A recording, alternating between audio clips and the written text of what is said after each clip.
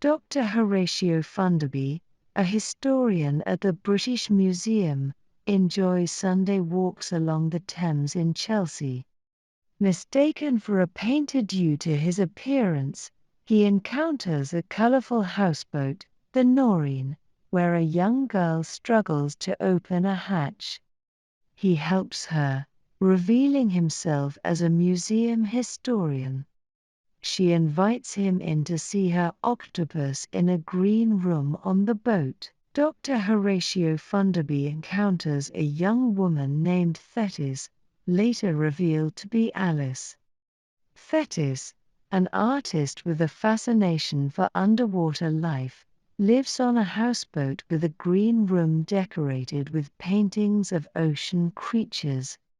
Dr. Funderby is invited to see her collection, including an octopus, and learns that Thetis is a pseudonym she uses because she dreams of living underwater. Thetis, or Alice, shares her song, The Silver Swans, expressing longing for true love. Dr. Funderby senses a melancholic undertone in the song and realizes Thetis hasn't experienced love herself despite her insightful lyrics. When asked about love, Thetis admits she's never been in love, raising questions about her emotional depth and experiences. Thetis seeks advice from Dr. Funderby on recognizing true love. She asks for guidance, expressing her uncertainty and unhappiness. Dr. Funderby, considering her question, suggests that true love is revealed when one can love someone even when they're ill or unattractive. Thetis ponders this quietly to herself, expressing gratitude for the insight. As they enjoy tea, Thetis shares details about her family and her preference for living alone on the houseboat. Dr. Funderby starts feeling unwell, prompting Thetis to suggest they go out on the deck. There, they witness 4 swans floating in the surrounding water. While Thetis and Dr. Funderby observe the dirty swans on the river, a strong man in a small boat approaches them. He appears to be a sailor, approximately 35 years old, wearing a blue sailing shirt and dark blue trousers. He requests Cotton to mend his torn trousers, explaining he caught them on a piece of wood. Thetis promptly finds the cotton and wraps it in a piece of cloth before throwing it to the sailor, who catches it gratefully. As he starts repairing his trousers on the boat, they watch him work while a large boat passing by causes movement in the water. Dr. Funderby begins to feel unwell due to the boat's movement, experiencing seasickness. Thetis notices Dr. Funderby's seasickness and promptly assists him, guiding him to a chair in the green room.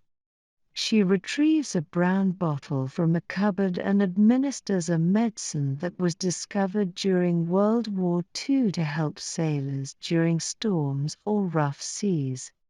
She assures him that he'll feel better soon. After taking the medicine, Thetis returns to the deck and converses with Richard Hadley, the sailor in the small boat. They exchange names, and Hadley recognizes the name Thetis from Greek mythology as the daughter of Nereus and Doris who lived at the bottom of the sea. He humorously comments about an old man feeling sick on the old houseboat, insinuating that the boat was unsteady like dry land. Thetis defends her home, explaining that it does move a lot at times due to being on the water. Despite her explanation, Hadley seems skeptical about the stability of the boat, indicating through his tone that he doesn't entirely believe her. Thetis engages in banter with the sailor, expressing her skepticism about his immunity to seasickness. The sailor laughs it off, boasting about his vast sailing experience across oceans without getting sick. Thetis humorously remarks that there's always a first time for everything. Despite the sailor's confidence, Thetis persists in teasing him about trying her boat when the weather gets rough. As he leaves, he acknowledges that Thetis isn't as young as he initially thought and apologizes for calling her a child. Eventually, Dr. Funderby starts feeling better and joins Thetis on the deck. Thetis observes the sailor as he heads toward a beautiful white ship and comments on his unkind remarks, but then drifts into admiration, describing him as beautiful. In the next part, Dr. Funderby doesn't see Thetis for some weeks until she rushes to him one rainy Sunday, distressed about her octopus having eaten one of its arms. Dr. Funderby consoles her, explaining that it's common for octopuses to do so even when well fed, which seems to ease Thetis's worries. After Thetis returned to her boat, Dr. Horatio Funderby attended a play called The Unwanted at Wyndham's Theatre in London. The lead role was played by a talented young actress named Alice Adams, whom Dr. Funderby later realizes is Thetis herself. Thetis delivers a remarkable performance as a young woman who falls in love with an older man, only to be abandoned, leading to her tragic end. Dr. Funderby is deeply moved by Thetis's portrayal, feeling a strong sense of empathy towards the character. During a subsequent visit to Thetis's boat on the following Sunday, Dr. Funderby notices a new addition, a glass case containing 2 large fish. Thetis offers Dr. Funderby the same medicinal remedy, prompting him to express his surprise at her remarkable acting talent and how she can evoke such profound emotions without having experienced love herself. Thetis acknowledges that her acting is a separate facet of her life, distinct from her personal experiences. When asked about the origin of the fish in the case, she reveals that the sailor had given them to her, mentioning that he retrieved them from the river's depths. Dr. Horatio Funderby plays a pivotal role in interacting with Thetis and Richard Hadley. Thetis seems to have developed feelings for Richard Hadley, and in a moment of distress, she cries to Dr. Funderby, expressing her confusion about love and the complexities of emotions at a young age. As the story progresses, there's an incident where Dr. Funderby rushes to Thetis's boat during stormy weather, finding Richard Hadley severely ill. Thetis is by his side, deeply concerned. The boat's movement suggests that Richard's sickness might be due to the rough weather, and Dr. Funderby realizes this as the reason behind his condition. Thetis, in her distress, confesses her love for Richard, and her concern for his well-being is evident. She cradles his head in her arms and admits her feelings, indicating a deep emotional connection that has developed between them. It seems to be a moment of realization and vulnerability for Thetis, expressing her love for Richard in a moment of crisis. The situation on Thetis's boat intensifies as Richard Hadley becomes seriously ill, and Thetis reveals her deep affection for him, expressing her willingness to be with him even through the struggles of a sailor's life. Richard, in his weakness, reluctantly agrees to marry her, albeit in distress. Dr. Funderby, witnessing this, confronts Thetis about her actions, highlighting her lack of empathy for the man she claims to love. Dr. Funderby's intervention prompts Thetis to hand over the key to the medicine cabinet, showing a sense of remorse for her actions.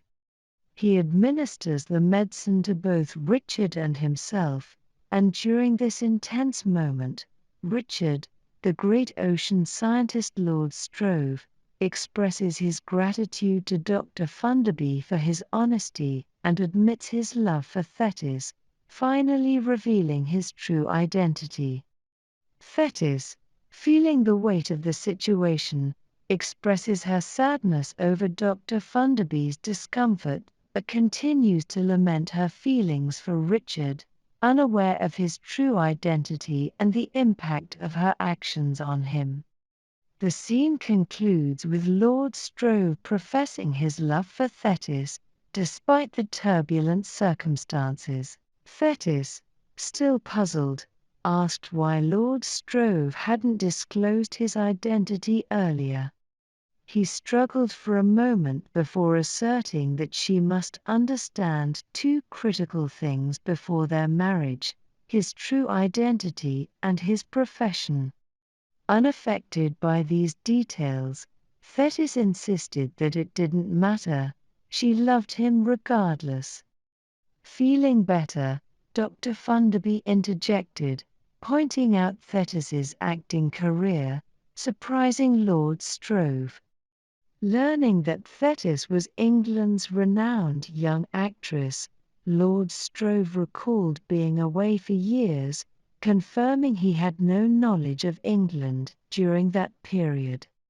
Excited at the thought of the Galapagos Islands, Thetis asked if sailors could take their wives along on their voyages. In a heartfelt moment, Lord Struve finally confessed his true identity, revealing himself as an ocean scientist, not a sailor.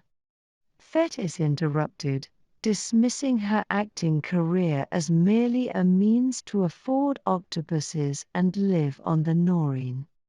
Pleading for her seriousness, Lord Struve questioned if she would truly abandon everything for him.